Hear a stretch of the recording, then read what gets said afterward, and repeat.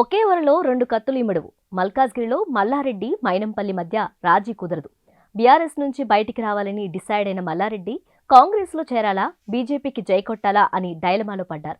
కాంగ్రెస్ డోరుకు మైనంపల్లి హనుమంతరావు పెద్ద అడ్డుగా నిలబడ్డంతో ఆల్టర్నేటివ్ ఆలోచిస్తున్నారు. బీజేపీపై ఓరచూపులు చూస్తున్నారు.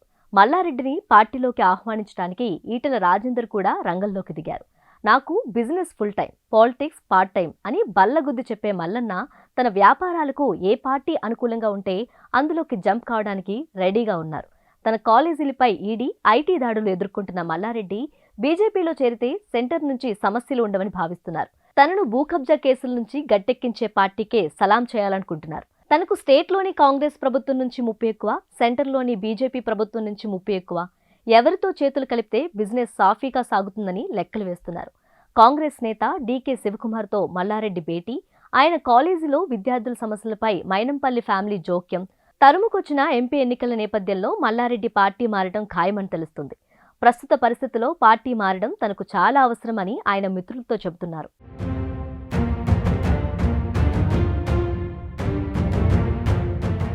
డబ్బు, పలుకుబడి ఉన్న మల్లారెడ్డి వంటి లీడర్లను చేర్చుకోవడానికి ఏ పార్టీ అయినా సిద్ధంగానే ఉంటుంది.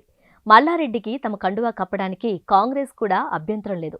అయితే ఆయన కాంగ్రెస్లో చేరితే మేడ్చల్, మల్కాజ్గిరిపై తను పట్టు కోల్పోతానని మైనంపల్లి ఆందోళన పడుతున్నారు. బద్ధశత్రువైన మల్లారెడ్డితో కలిసి పనిచేయటం మైనంపల్లికి జీర్ణం కాని విషయం.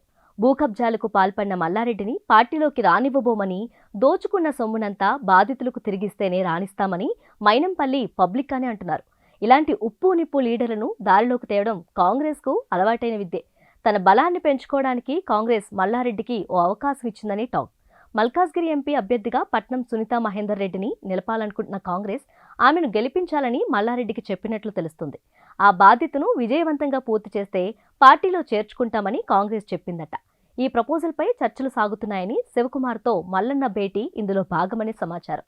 ఎంపీ ఎన్నికల వరకు వేచి చూడాలని మల్లారెడ్డి భావిస్తున్నారని, ఆలోపు మైనంపల్లిని బుజ్జగిస్తామని కాంగ్రెస్ వర్గాలంటున్నాయి.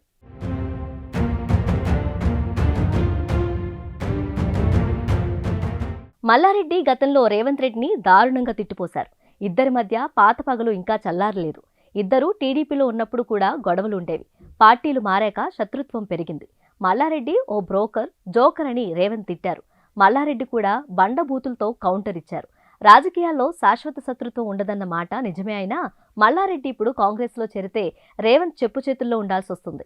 రాజకీయాల్లో ఇలాంటి అవమానాన్ని విధేయతగా కవర్ చేస్తుంటారు. కాంగ్రెస్తో గత వైరం, మైనంపల్లితో గొడవలను దృష్టిలో ఉంచుకుంటే కాంగ్రెస్ బదులు బీజేపీలో చేరితేనే బాగుంటుందని మల్లారెడ్డి ఆలోచన. దీన్ని గమనించిన బీజేపీ నేత ఈటెల రాజేందర్ గ్రాండ్ వెల్కమ్ చెప్పడానికి రెడీ అయ్యారు.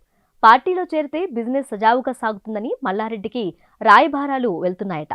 అసెంబ్లీ ఎన్నికల్లో 2 చోట్ల పోటీ చేసి ఓడిన ఈటెల మల్కాజ్గిరి నుంచి లోక్సభకు పోటీ చేస్తున్నారు. మల్లారెడ్డి మద్దతు ఉంటే తన గెలుపు ఈజీ అని భావిస్తున్నారు. బీఆర్ఎస్ అసంతృప్త నేతలతో సమావేశమవుతూ లైన్ క్లియర్ చేసుకుంటున్నారు. బీజేపీ నుంచి సిగ్నల్స్ ఉండడం వల్లే తన కాంగ్రెస్లో చేరకపోతే బీజేపీలోనే చేరతానని మల్లారెడ్డి అంటున్నట్లు సమాచారం. ఎంపీ ఎన్నికల్లోపు ఆయన పార్టీ మారడం గ్యారంటీ అని సన్నిహిత వర్గాలు చెబుతున్నాయి.